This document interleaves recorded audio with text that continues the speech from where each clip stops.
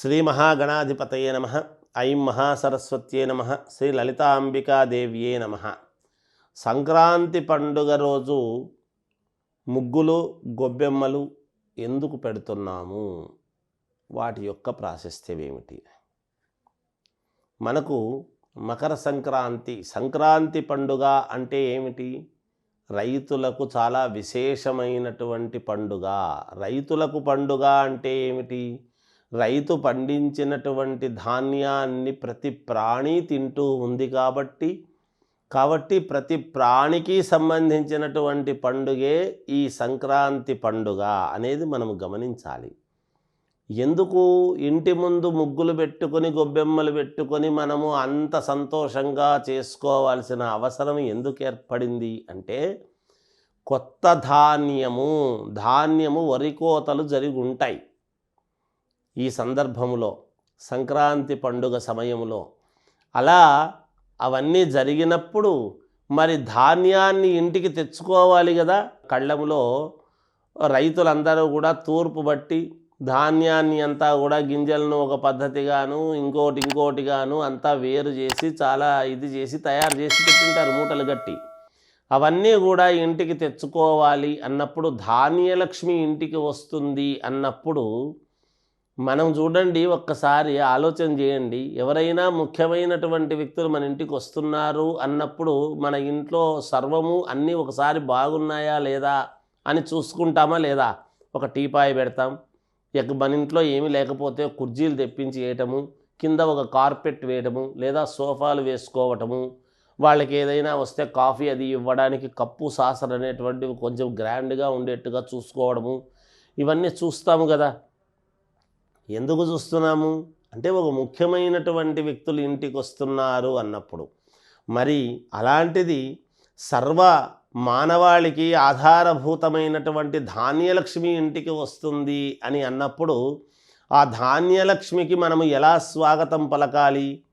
అందువలన కదా ఇంటి ముందు పంచరంగుల వర్ణములతో ముగ్గులు పెట్టి, ఒకరికంటే ఒకరు బాగా వేశాము అని రంగవల్లులతో ముగ్గులు పెట్టి, పేడ నీళ్లు చల్లి గొబ్బెమ్మలు పెట్టి. గొబ్బెమ్మలు దేనికి అంటే, పేడ లక్ష్మీప్రదం. పేడ ఎప్పుడూ కూడా లక్ష్మికి చిహ్నం, గుర్తు లక్ష్మీదేవికి. అందువలన అక్కడ పెట్టడం కూడా ఏమిటి, 5 పెడతాము లేదా 9 గొబ్బెమ్మలు పెడతాం పెద్దగా. అవి కూడా అలా మనము ఆ గొబ్బెమ్మలు పెట్టి వాటి మీద పువ్వులను పెట్టి అలంకారముగా చేసుకొని, లక్ష్మీప్రదం అంటే ఇంటి ముందు కళకళలాడుతూ లక్ష్మీదేవి ఇంటికి వస్తుంది, ధాన్యలక్ష్మి ఇంటికి వస్తుంది అనేటువంటి దానితో మనము చేసుకునేటువంటి ప్రక్రియ, మహాద్భుతమైనటువంటి పండుగయే ఈ పండుగ, సంక్రాంతి పండుగ. అందువలన కదా మనము ప్రతి ఇంటి ముందు కూడా వేస్తాం.